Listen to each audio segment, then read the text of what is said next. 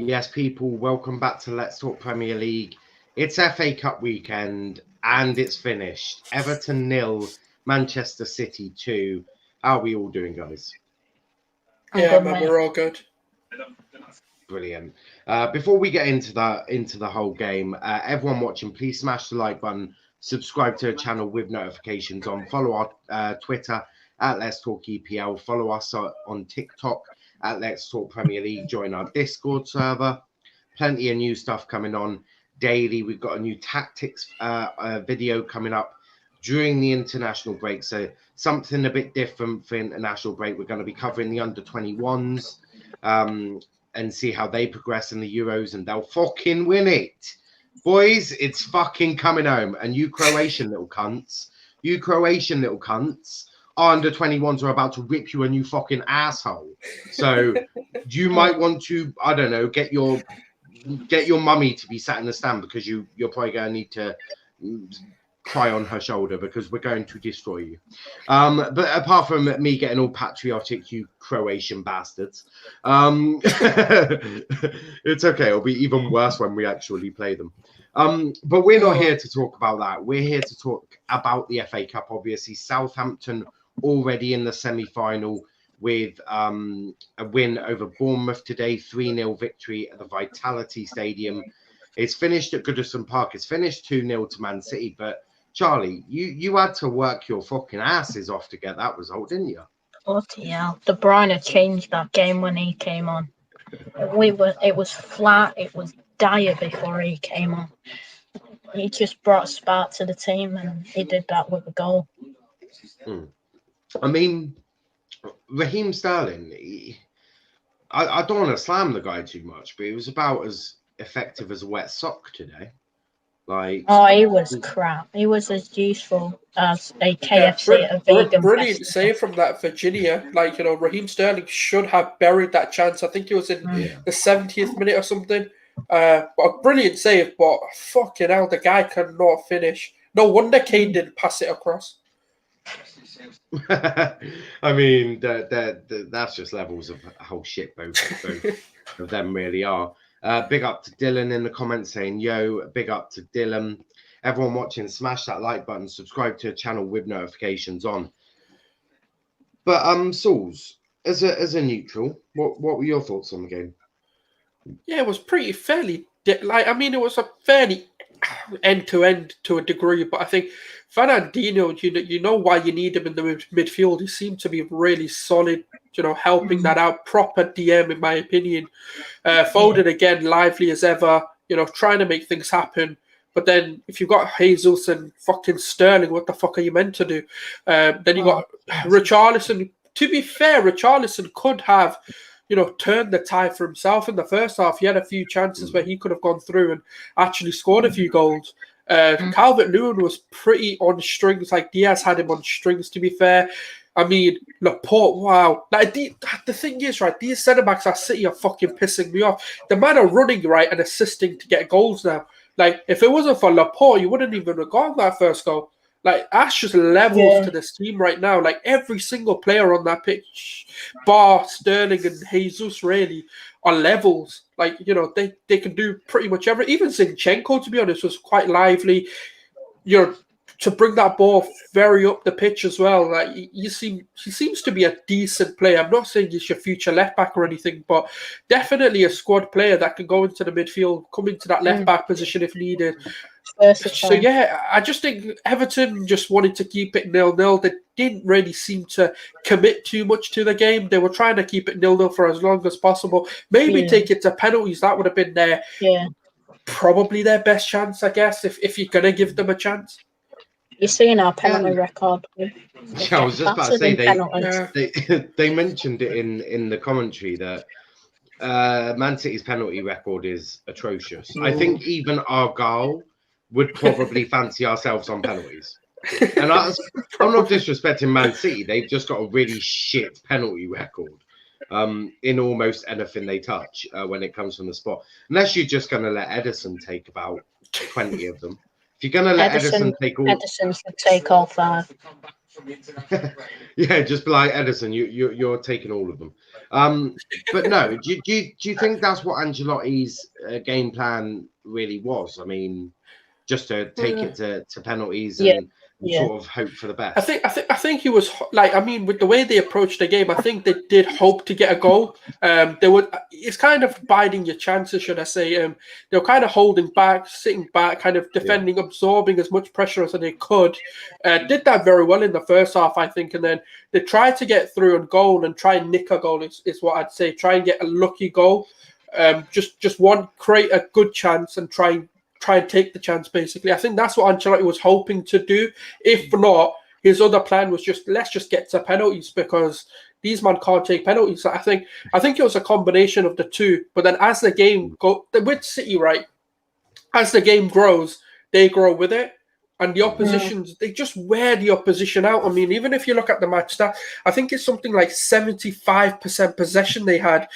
Fucking like 600-700 passes or something to their 200. Like, yeah, so the total passes were roughly 670 to their 225. 75% possession in the game. 4 shots off target, 6 on target for Man City. Two on target for Everton and 4 off target. Just goes to show the levels that they will go to just to absorb. Like, the thing is, the longer you give City to get into this game, the more you're likely they're just going to come. And all City need is a goal. After that, they fucked you. Yeah, 100%. As the sort of game went on, did you ever maybe start to think maybe City won't break it down? Maybe it's going to be one that does sort of go to extra time, or did you always have that belief that City were always at some point going to get a goal? I was getting nervous. It was flat. It was rubbish until De Bruyne came on and he changed the game. Yeah, with that starting 11, hell no. With the changes, you can see what De Bruyne does, for a team like this. People say, De Bruyne is not key because they were winning games without him. Fucking bullshit, man. It's like De Bruyne brings a different level to that team. And then obviously you look at, that's when they had the confidence that, all right, let's go forward. Because you had a centre back going all the way to the fucking box with the ball. Like, you don't get that sort of confidence when you don't believe you can. So the changes were needed. And to be honest, right, when you're in a quarterfinal of any competition, right, it's going to be tough. Everton are going to be up for it. So, the rotations weren't good. They just they were hoping that they could rest players and just get in. Yeah. Everyone watching, please smash that like button. Get your comments in. What did you think? What did you think of the game? Do you think City can do a quadruple? I mean, it's still technically on. But Charlie, that's my next question to you. Is a quadruple possible? Or do you just see at some point that you're just going to get unstuck in one competition? I think we'll win the league. I don't think we'll lose that now. I think we'll beat Spurs in the Carabao Cup final. Got a good chance in the FA Cup, I reckon. And it's just the Champions League, really, for me. If we can get past Dortmund and either Bayern or PSG, I reckon we'll win it. Yeah. Sauls, what about you? Is the quad on, or do you think at some point City's going to get unstuck in one of the competitions? It's a tough one, really, because Pep is unpredictable, like, especially in the Champions League. Yeah. I've always said it, look, if he sticks to his system and he sticks to his guts and says, you know what, my plan A is always going to work, let me just stick to it. You don't put your plan B out before you've tried your plan A. Like, what fucking manager does that? Like, I don't, with him, right, he confuses me, really, because he's done it at Barcelona, he's done it at Bayern Munich. It's not the first time he's done this. So, it's one of those bizarre moments, really. Like, if Pep sticks to his guts and he plays the team that we've seen all season just come in and demolish the league again, should I say. And if he sticks to that, because look, they've got semi-final and a final for the FA Cup. Yeah. They can do that. One-off games, they can very much so win any of them, beat any of the competition that's in there, including United, including Chelsea, including Southampton, definitely. And then when you look at, in the Champions, when you look at the Carabao Cup, let's say they're in the finals, that's their cup. in recent times, they pretty much are guaranteed to win that. But with the way Spurs bottle things, it's very unlikely that they'll go, because they now have to start playing their full teams in the Premier League, out of the Europa League, which could be a blessing for them to go win a cup. But you want to be in that competition. Like, for a Spurs team to be out of a Europa League just goes to show their bottle mentality, and it's not good for the players, because what is Mourinho going to say to them now? Is he going to go to Spurs and go, oh yeah, by the way, we're still in the Europa League, look, we and build that winner's mentality. Every competition you get knocked out of, it's a knock on your mentality, unless it's something you didn't really care about to begin with, But they needed the Europa League as much as we do, and luckily we're still in it for now. But when it comes to Pep Guardiola, he's a very weird manager, and it's up to him really. If he wants the quadruple as much as he says he does, and as much as he says, I want to win the Champions League with City, stick to all I would say to someone, just take over in the Champions League. Fuck Pep, just tell him to go on a holiday or something, because all you got to do is tell that lineup, here you go, this is what we've been playing with, just stay with it.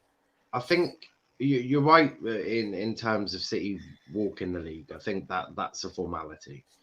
The Carabao Cup, again, another formality.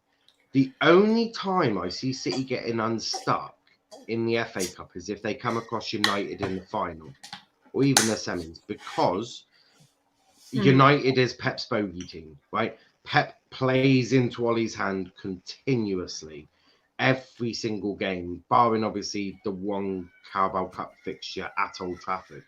Every other time he's sort of played into Ollie's hands, whether that be a draw or United win.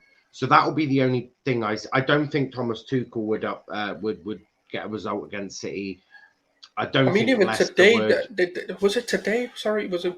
Or who have they got in the FA Cup? Oh no, they're playing tomorrow, aren't they? So United are playing Leicester. So City could get either Southampton. I'm presuming Chelsea are going to get past Sheffield United, and then either Leicester especially with United. The way they are now, And I'm not going to predict who I think will win that game, but if it is United, that is the only theoretical team in that sort of group of teams that could unstick City.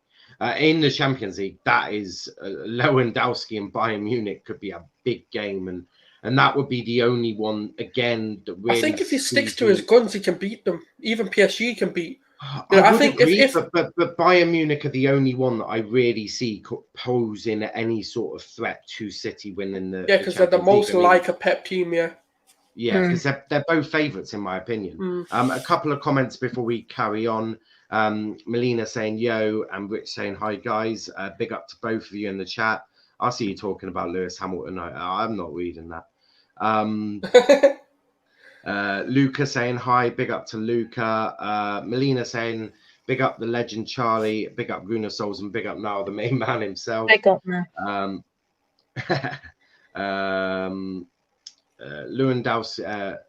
Lewandowski, what a masterclass. Neymar will be back from partying for his sister's birthday. Look, I don't think PSG would be the ones that cause Man City problems. I think it's most likely going to be Bayern Munich. But Charlie, do you see, if you get United in the final, do you see them posing that sort of thing where you genuinely think they could beat you? No. I think it's mostly at the Etihad where they beat us, because we come out and they just sit back and counter-attack. Yeah, but you'll come out in an FA Cup final. Pep has one mentality. Do you know if Pep reverts to this tiki-taka football, possession-based football, and he doesn't go with this expansive style of tiki-taka, he'll be all right. But I just think Pep's ego gets the better of him more than it does him. Pep? If there was a Manchester derby in an FA Cup final, he's doing some weird shit. We all know. Yeah, 100%. He's going to do some weird shit. Going, oh, I'm going to play one at the back and 3 strikers and 7 midfielders, and everyone's looking like, what the holy shit are you doing? That's just Pep in a nutshell, isn't it? Do something weird. Tom tactics, isn't it? Yeah, Tom tactics. Big up Liam in the chat. What a win indeed. What a win for the mighty Greens. Our goal smashing Bristol Rovers and creating them a new asshole. Charlie will enjoy that on Monday, the EFL show. He damn well will. I'm going to enjoy it big time.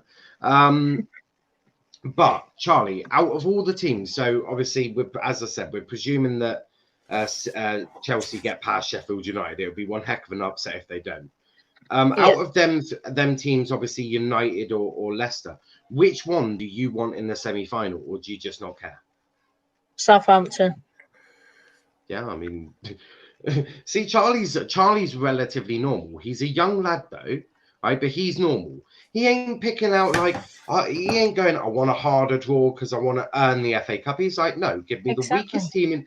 He's like, give me the weakest team in that competition, and we'll batter them, and then we'll go to the final. Like, none of this whole I want a challenge in the FA Cup. Nah, just pick your best team or the weakest team and sort of go. Yeah. I don't understand people that do that, to be honest. Now, with Arsenal, we only play against the harder competitions. The minute we get an easy one, we're like, nah, fuck this. So, gotta love a bit of Arsenal. Rich saying we do have a good record against you, though, Charlie. And this is true. United do have a very good record against City. Well, I mean, yeah, obviously they've been one of the most fucking dominant sides in English football. Of course, they're gonna have a good record over the time. I think he means over. Even I guess. I mean, it's just one of those, man. His ego needs to fuck off. No, I think everyone just has that bogey team because Arteta and Arsenal are a bit like that bogey team for Ollie, right? And I feel like Ollie and United are just Pep's bogey team. Every club. Pep just hire Arteta for the day. Ours used to be Everton. Yeah, you've got some good results. Ours was Southampton, weirdly enough. We just never, when we went to St. Mary's, we just never got a result. Yeah. Oh, you didn't in the FA Cup this year. Yeah. But no, I one person who did impress me though was Phil Foden, and he impresses me most days and most games I ever watch him play. Charlie, how important has Phil Foden been to City this year? He's been one of our best players this season. There's no doubt about it. He's important to the way we play. He brings energy, he brings good feet, he can shoot, he can do most things, Phil Foden. And what position do you see as Phil's best position? Like, I know he can play pretty much anywhere across the front line and in the cam position, but realistically, what is your best position for him? Probably in the midfield. What, in that sort of cam role where just in front of De Bruyne? No. Where do you think so?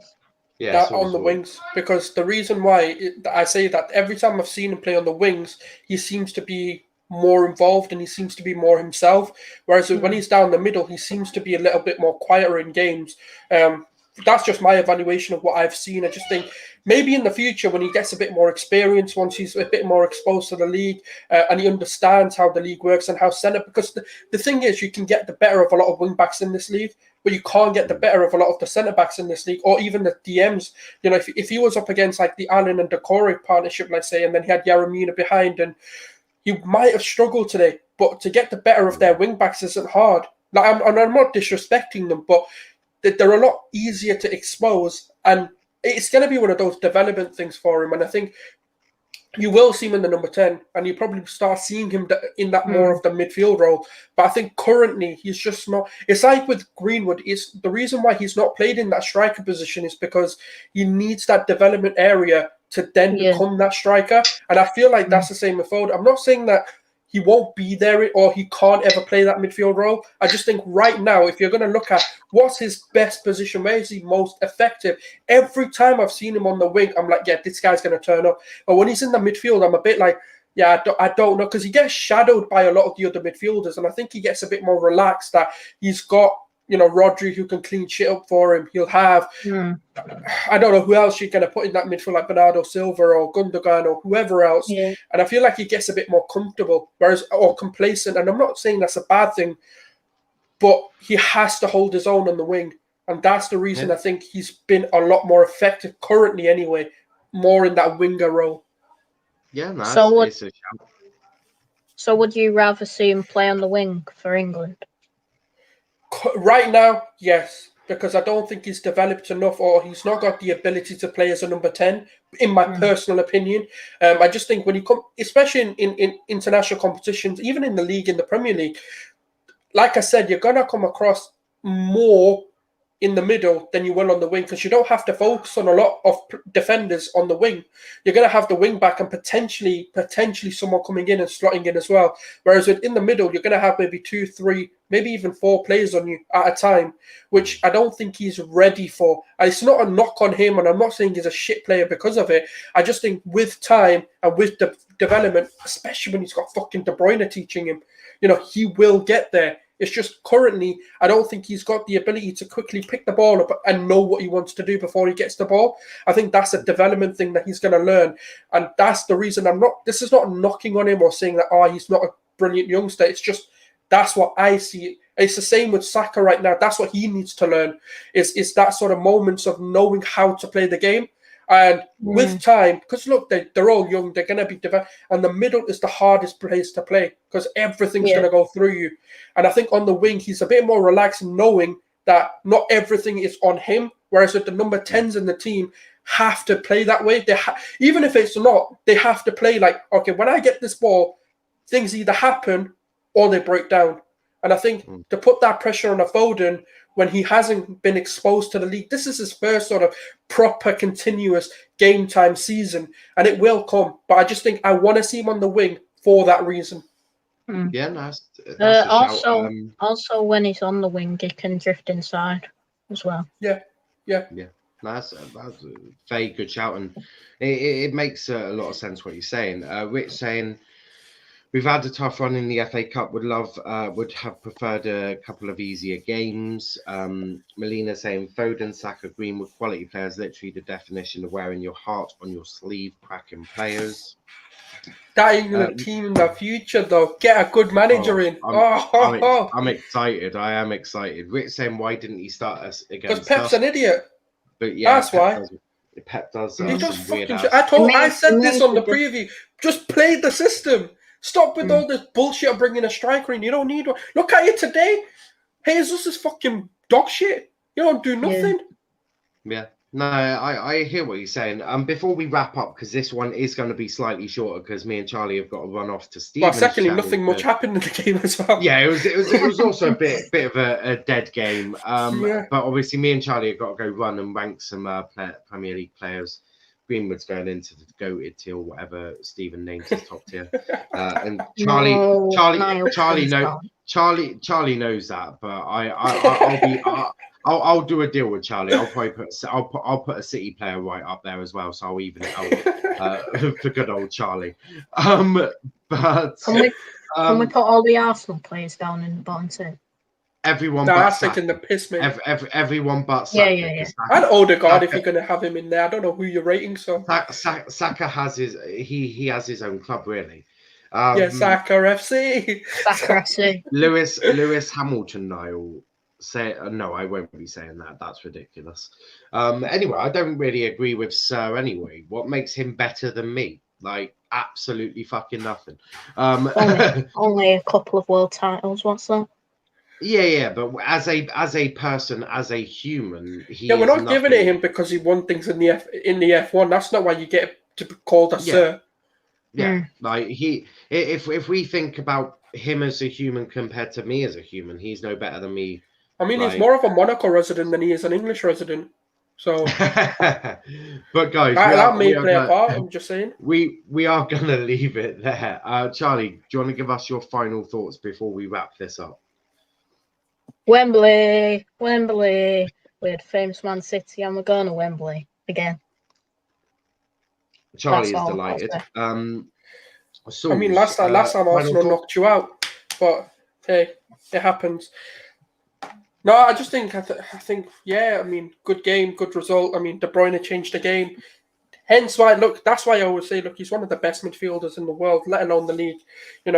He's just that influential. And people who think, City are better without him, or that they can still do what they need to do without him, it's just utter bullshit. I've heard that when he was injured, and just look at it today. Like, how flat was it until he came on?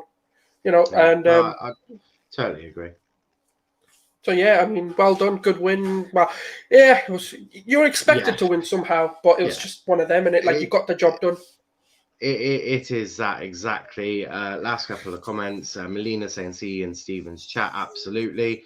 Tell him I'll be there in a second, as will Charlie. Paul saying, Chris Paul saying, Charlie, you'll bottle it. Ollie, the baby-faced assassin, will I get swear you. you're a Liverpool fan, Chris. I have no idea who is what. But we have come to the end. Man City are going to Wembley for the FA Cup semi-final. They're joining Southampton in the draw for the semi-final. Who will join them? Will it be Sheffield United or Chelsea? And will it be Leicester City or Manchester United? Make sure you join us tomorrow evening after the United game, where we will have the match reaction of the FA Cup quarter-final match from the King Power Stadium between Leicester and United. We'll also have match reaction from the West Ham Arsenal match in the Premier League tomorrow, because we still have some Premier League fixtures. And make sure you tune in tomorrow, 10 p.m. for the banter show. That is going to be hilarious. I have a feeling. Completely forgot about that. Yeah, I have a feeling that that's going to be quite funny. So make sure that you do join us for that. But before we go, Sauls, where can they find you, bro? Well, yeah, Gooner Souls at Leicester Bay Footy, and pretty much on here. So yeah. Absolutely. Sauls is pretty much here all the time. We love to see it. Charlie, where can they find you, mate? MCFC Hibs on Twitter. Also starting up a new channel called Dugout Daily, and you'll see me as a regular guest on Stephen Featley's channel. Yep, absolutely. You also see Charlie on here sometimes as well. We're going to try and do more City content as well, which is something that we are planning to do. So make sure you go check out Charlie's YouTube channel. Let's get him to that 50 subscribers right now, because we're close to 100. So make sure you go give Charlie that support and go like his channel. I'm sure he's going to do some great videos. You can find us on Twitter at Let's Talk EPL. You can find us also on TikTok at Let's Talk Premier League. Make sure you join our Discord server. All the links are in the description. Also, you can find me at Niall_PAFC, where you'll see me celebrating Argyle's win over Bristol Rovers today. But make sure that you have liked the video, subscribe to the channel, share the link on all your socials. Even though it's a replay, it's a quick video. So if someone's a bit bored this Saturday night, make sure they go check this one out. And leave the comments in, because I do see the comments even after we go after we finish, and I always reply to them. But a big thank you to everyone watching, as I said, and we'll be back tomorrow. I think the West Ham Arsenal match is before the Leicester United one, so we'll have match reaction. Yeah, it's a 3 o'clock kickoff. Yeah, so we'll have match reaction of Arsenal first, then United, then the banter shows. Make sure you don't miss anything. So make sure you have notifications on. But until